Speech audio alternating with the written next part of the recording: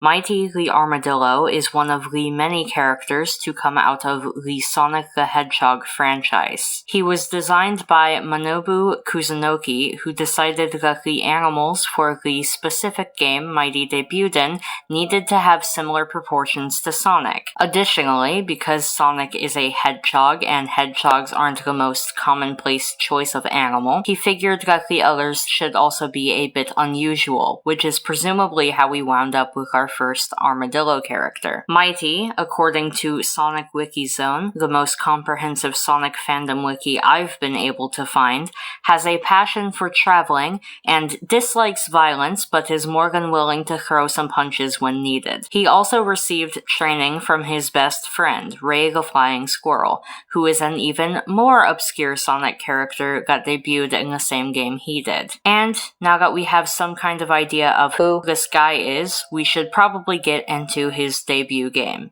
SegaSonic the Hedgehog is a 1993 arcade game produced by Sega AM3 and follows Sonic the Hedgehog as well as the first appearances of Mighty the Armadillo and Ray the Flying Squirrel as they escape Eggman Island after being kidnapped by Dr. Eggman. It was a fairly rudimentary isometric platforming game, but that's not the main cause of its obscurity. If that were the case, hardly anyone would talk about Sonic 3D Blast. No, the reason this game is so obscure is that it used a trackball control scheme, which is infamously hard to emulate, and therefore the game has never received an official re-release. This game, while being a neat little oddity of the franchise and a fun fact you can bring up to your friends, has had next to no bearing on the series as a whole outside of these two characters. We've seen this with other games though. With Sonic the Fighters, for example, we saw the introduction of Bark the Polar Bear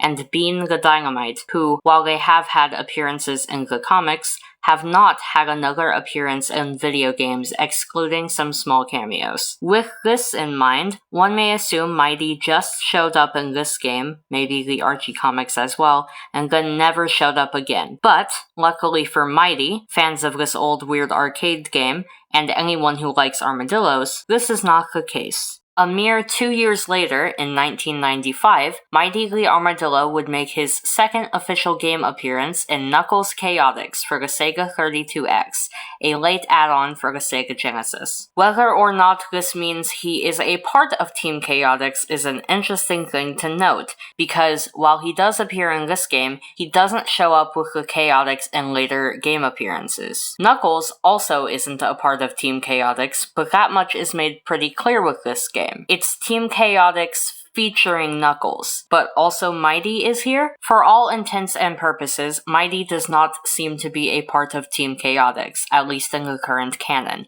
making his appearance here another oddity surrounding his character. Nonetheless, he did appear in this game, and is largely theorized to be a reworking of Sonic's character, since the earlier versions of this game followed Sonic and Tails instead of Knuckles and the Chaotix. The sprites are remarkably similar. He does control how Sonic did in those prototypes, and there are also a few oddities involving ordering of menus and whatnot, giving Mighty a weird amount of importance, which would make sense if he was built on Sonic's original programming. All this leads me to believe that his inclusion in this game probably has less to do with him being a part of Team Chaotix, and more to do with whoever programmed this game not wanting to waste Sonic's programming. And remember, part of Mighty's design was wanting a character with the same proportions as Sonic. His color scheme fits in better with this game than Ray's would've, so that's most likely why this happened. Nonetheless, I'm sure Mighty fans were glad to see their boy again. Even more so in hindsight, because this would be his last game appearance for a very long time. I'm not going to go too much into the Archie and Fleetway comics in this video because I haven't read them and frankly don't really want to,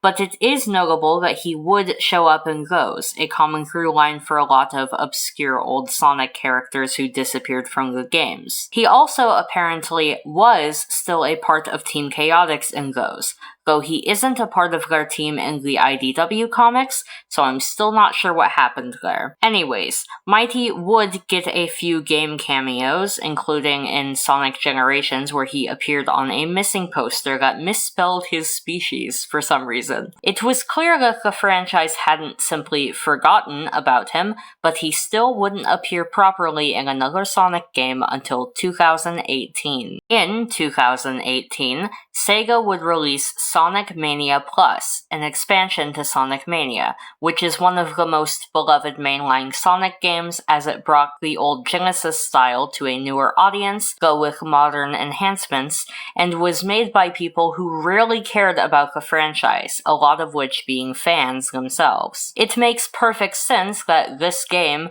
which is practically a love letter to the series' niches, oddities, and the series as a whole, would provide a reintroduction to Mighty the Armadillo, as well as Ray the Flying Squirrel, accompanied by a series of animated shorts to justify their sudden reappearance when Sonic Mania Plus was released. According to the current canon, Mighty had gone missing at some point, which may also justify his sudden disappearance from Team Chaotix, but he's back now. And, though he may likely be limited to games following classic Sonic due to the weird rules with the current canon, I can't wait to see how Sega may continue to use him in the future. Stay safe, stay hydrated, and have a nice day.